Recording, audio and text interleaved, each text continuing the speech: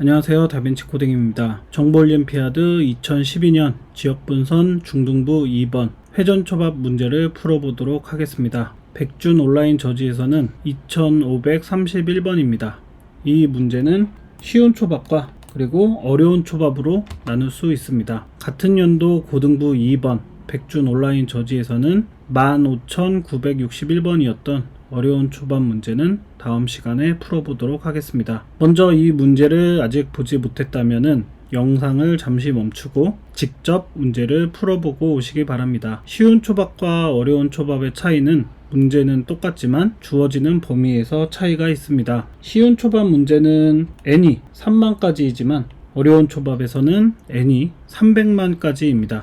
그래서 쉬운 초밥은 알고리즘 없이 문제에서 주어진 내용대로만 푼다면은 답이 나옵니다.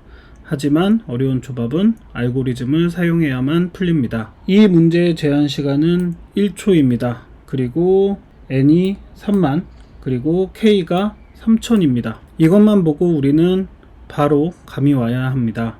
이 문제는 특별한 알고리즘을 쓰지 않아도 풀리는 문제이구나 하고 말입니다. 우리는 초밥 가지수의 최대값을 구하기 위해서 첫 번째 초밥부터 K개를 먹었을 때 몇 개의 서로 다른 초밥을 먹었는지 확인할 것입니다. 그럼 대충 계산했을 때 전체를 반복하는 n과 그 안에서 K번 반복하게 됩니다. 이렇게 계산하면은 n 곱하기 K 총 3만 곱하기 3000번의 반복을 합니다. 시간 복잡도를 계산할 때 만만억을 꼭 기억하고 있어야 합니다.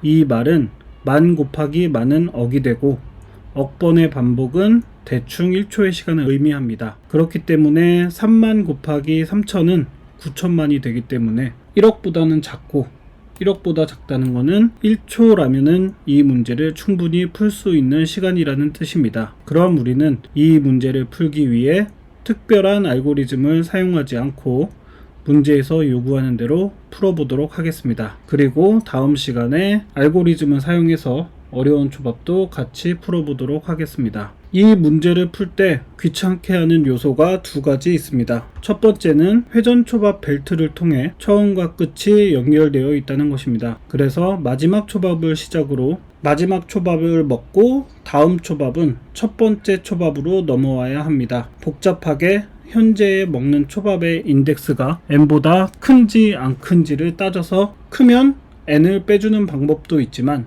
좀 더 쉽게 계산하는 방법이 있습니다. 그것은 바로 나머지 연산자를 사용하는 겁니다. 자, 예를 들어서 데이에 초밥이 아니라 월, 화, 수, 목, 금, 토, 일이 있다고 하겠습니다. 금, 토, 일. 자, 프린트를 통해서 0번째 날짜를 출력하면은 이렇게 월요일이 출력됩니다. 하루 이틀 지나서 6일째가 되면은 일요일이 출력되는 것을 확인할 수 있습니다. 근데 7부터는 바로 에러가 발생합니다. 그렇기 때문에 우리는 인덱스를 조정하는 방법도 있지만 그러지 않고 7 나누기 ren day 이런 식으로 하면은 바로 월요일을 얻을 수 있습니다. 13일이 되었을 때도 바로 일요일을 얻을 수 있고 14일이 되었을 때는 어차피 7로 나눈 나머지가 똑같이 0이기 때문에 월요일이 나옵니다. 이 방법을 사용하면은 200일이 지났을 때도 3000일이 지났을 때도 쉽게 문제를 해결할 수 있습니다. 그래서 회전초밥에서 n의 개수가 몇이든 신경 쓰지 않고 우리는 퍼센트 연산자만 사용하면은 문제를 쉽게 해결할 수 있습니다. 두 번째로 귀찮게 하는 요소는 쿠폰이라는 요소입니다. K개의 초밥을 먹고 쿠폰의 초밥을 이미 먹었다면 가지수가 늘지 않기 때문에 똑같은 최대값이 있더라도 쿠폰의 초밥을 먹지 않았을 때가 더 좋은 경우입니다. 왜냐하면 쿠폰의 초밥을 하나 더 먹을 수 있기 때문입니다. 그렇게 우리는 최대값을 구할 때마다 그 안에 쿠폰에 초밥이 있는지 없는지 확인하고 먹은 초밥이라면은 넘어가고 먹지 않은 초밥이라면은 1을 늘려주는 작업을 해야 합니다. 하지만 잘 생각해 보면은 꼭 마지막에 쿠폰의 초밥을 먹을 필요는 없습니다. 가장 먼저 쿠폰의 초밥을 먹었다고 가정하고 최대값을 찾기 시작하면 문제가 쉽게 해결됩니다. 하지만 꼭 기억해야 될 점은 처음과 끝의 순서를 바꿀 때 주의할 점은 없는지 꼭 따져봐야 합니다. 자칫 문제를 쉽게 만들려다가 문제의 함정에 빠져 더 안 좋아지는 케이스도 많이 있기 때문입니다. 이 문제는 로직상 크게 문제가 없다고 판단될 때만 사용해야 합니다. 그럼 같이 문제를 풀어보도록 하겠습니다. 첫 번째 줄에 회전초밥의 접시 그리고 초밥의 가지수, 연속해서 먹는 접시의 수, 쿠폰 번호가 각각 주어집니다. N, D, K, C는 맵, 인트의 인풋의 스플릿. 이렇게 하면은 4개의 값을 받을 수 있습니다. 다음으로 두 번째 줄부터 초밥의 종류를 나타내는 1 이상, D 이하의 정수가 주어집니다. 이것은 벨트라고 하겠습니다. for I in range n번의 반복을 하고 벨트에 어펜드를 시켜줍니다. int의 input. 초밥의 최대 가지수를 구하는 프로그램이기 때문에 그 값을 max 스시라고 하겠습니다. 처음에는 이 값이 0입니다.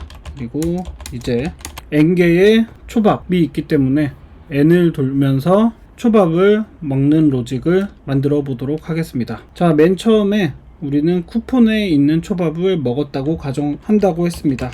그래서 eat 스시, 이미 먹은 초밥은 1개, 그리고 먹었는지 안 먹었는지 확인하는 체크 리스트를 하나 만들겠습니다. 체크 리스트는 총 D 플러스 1로 하겠습니다. 그리고 이미 쿠폰은 먹었기 때문에 쿠폰의 수시는 먹은 걸로 체크하겠습니다. 그리고 K개의 초밥을 먹으면서 최대로 먹을 수 있는 초밥이 몇 개인지 확인하는 로직을 짜보겠습니다. i부터 i 플러스 k까지 초밥을 먹습니다. 그래서 현재 우리가 먹는 스시는 벨트의 j%n으로 쉽게 구할 수 있습니다. 그리고 만약에 우리가 먹은 초밥이 체크되지 않았다면은 먹은 초밥의 개수를 하나 늘려주고, 체크되지 않은 초밥을 먹었다면은 먹은 스시의 개수를 하나 늘려줍니다. 우리가 먹은 초밥의 값을 하나 더 늘려줍니다. 왜 이렇게 하는지 의문이 들 수도 있습니다. 왜냐하면은 그냥 먹은 거는 1로 체크만 하면 되지 왜 또 개수를 늘려주는 쓸데없는 행위를 한다고 생각할 수도 있는데, 이것은 나중에 어려운 초밥 문제를 풀 때를 위해서 지금은 이렇게 하는 겁니다. 자, 초밥을 다 먹고 나면은 맥스 스시가 현재 먹은 스시의 값보다 큰지 확인을 합니다. 그러면은 맥스 스시 값은 계속 업데이트 되어서 결국 최대로 먹는 스시만 남게 됩니다.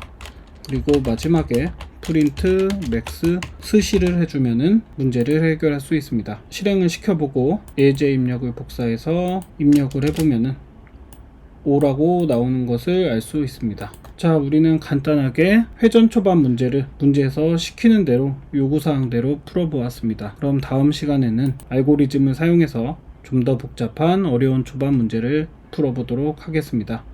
그럼 오늘 영상은 여기에서 마치도록 하겠습니다. 감사합니다.